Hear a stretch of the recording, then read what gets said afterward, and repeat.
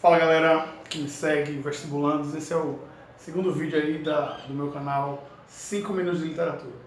E hoje nós vamos falar primeiramente de uma linha do tempo literária, em que vocês precisam saber que a literatura ela é dividida em movimentos literários.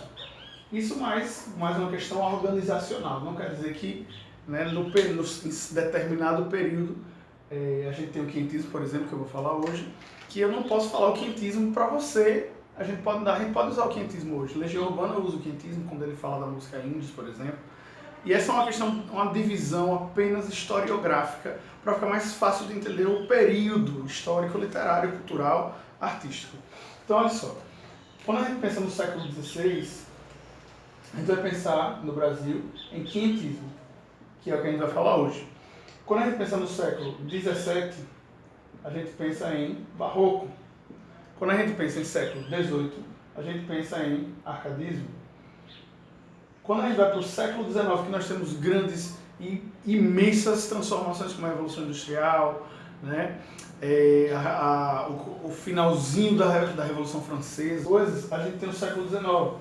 E no Brasil, isso vai ser uma apoteose, porque a gente vai ter milhões de movimentos literários, como o romantismo, como o realismo, como o naturalismo, como o parnasianismo, como o simbolismo.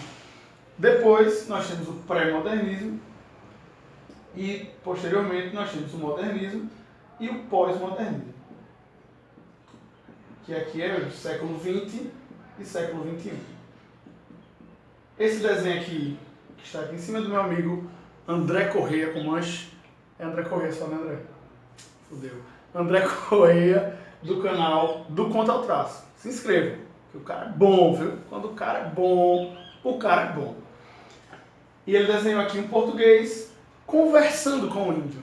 E o que é que isso pode representar pra gente? Quando a gente pensa em quinhentismo, a gente vai lembrar de duas coisinhas. Duas. Literatura de informação e a literatura jesuítica. E o que é isso?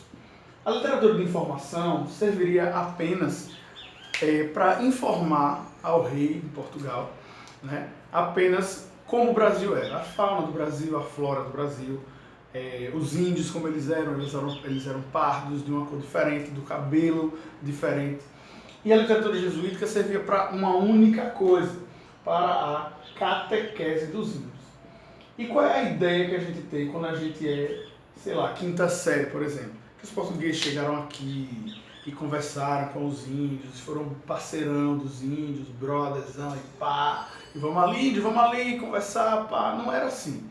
Os portugueses chegaram aqui com o intuito a angariar fiéis da igreja para a Igreja Católica, porque lá na Europa nós estávamos tendo a reforma e a contra-reforma, a reforma protestante, né? Então Portugal estava perdendo um monte de fiel para a Igreja Católica. E como a gente já sabia da movimentação, eles já sabiam da movimentação na América, eles já sabiam que tinha um povo aqui, que tinha uma galera que não tinha religião, entre aspas, porque os índios tinham a cultura deles. Os portugueses chegaram aqui de boa e falaram assim: índio, olha, você vai ser católico agora, porque eu quero ir, ponto final.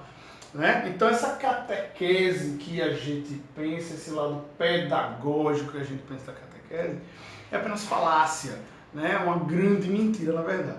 Então, na verdade, os índios eles sofreram um processo pesadíssimo, que é um processo de aculturação. Quando você pensa em aculturação, você vai pensar que o índio tiraram a cultura deles, acabou a cultura do índio, e agora o que vai ser imposto para os índios vai ser a cultura europeia, a cultura de vestir roupas, a cultura de as mulheres brancas, as índias precisavam se vestir daquele jeito, quando na verdade os índios estavam nus, né? As índias também estavam nuas e ali era propício para qualquer tipo de pecado, e os portugueses não aceitavam isso. Obviamente que em 1549, por exemplo, Tomé de Souza veio e ele foi o primeiro governador geral do nosso país, e ele foi autorizado a matar e escravizar os índios que eram contrários ao domínio português. E ele veio para matar todo mundo. Primeiro documento histórico-literário do Brasil, a Carta de Pero Vaz de Caminha. a Carta do Pero Vaz de Caminha, ela é simplesmente o primeiro registro histórico do Brasil, histórico literário.